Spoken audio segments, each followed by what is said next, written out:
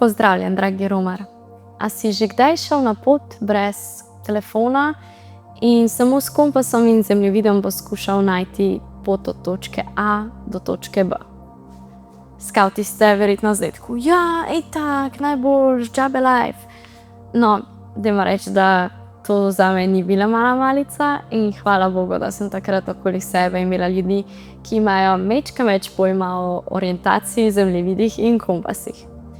Nekaj podobnega pa se nam v resnici dogaja tudi v vsakdanjem vrvežu sprememb, kjer se je prav tako včasih težko znajti oziroma določiti pravo smer. Pravo smer nam sicer kaže vest. Tihi notranji kompas oziroma, kot navaja katekizem katoliške cerkve, najbolj skrito jedro in svetišče v človeku.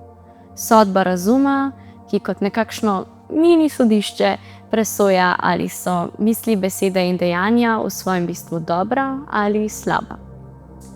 Iglo našega notranjega kompasa, vesti, je zato potrebno namagnetiti na Boga.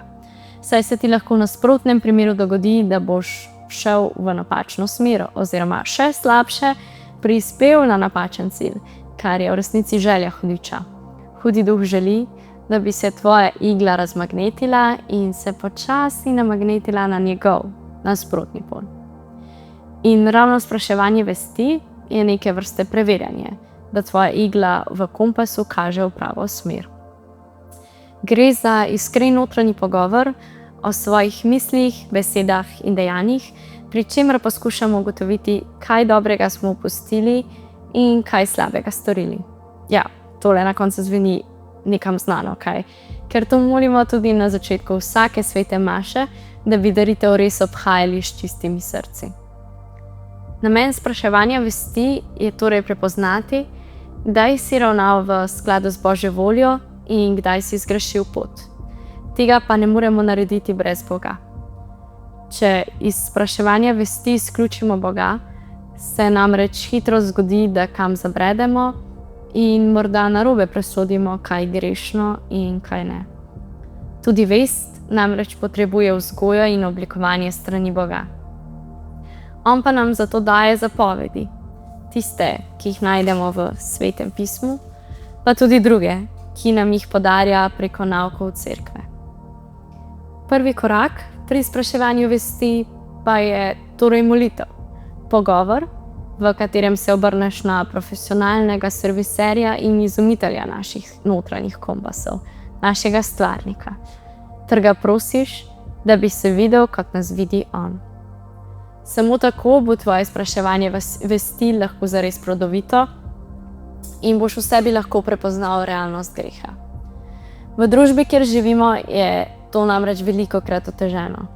Številna grešna dejanja so splošno sprejeta kot normalna ali celo prava. Morda jih odobravajo tvoji prijatelji, sorodniki, morda v grehu celo živijo. Prava pot je zato večkrat neprijetna, strma, nazven kdaj bedna in nesmiselna.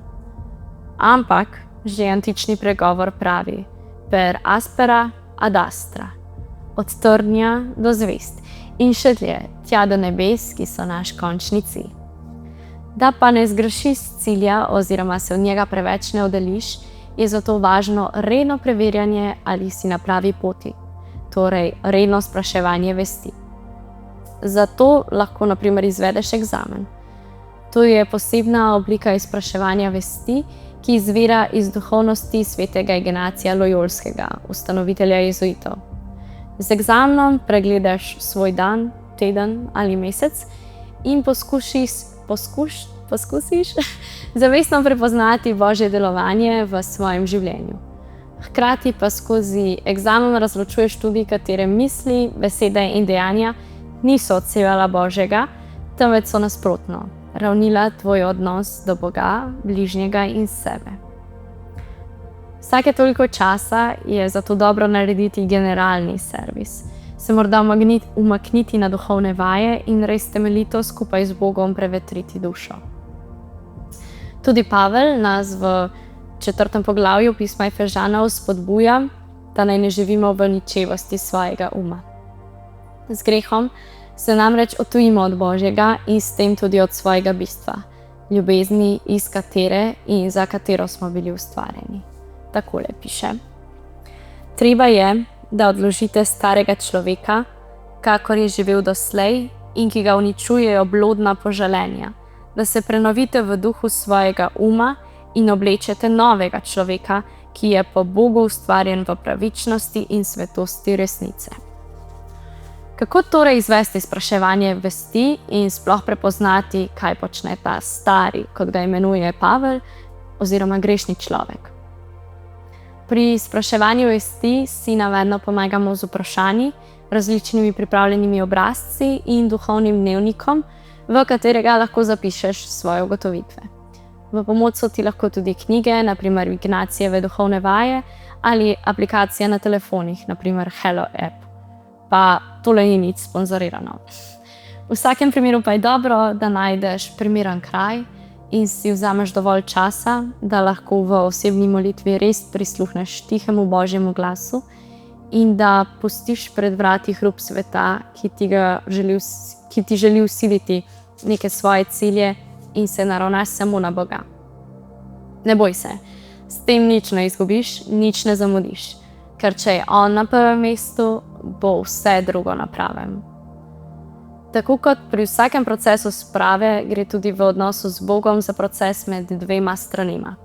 Po eni strani moram jaz opraviti svoj del in prepoznati svojo grešnost, svojo zgrešeno smer, svoje vztrajanje v grehu, kar storim preko spraševanja vesti, duhovnih vaj, pogleda nazaj in tako dalje.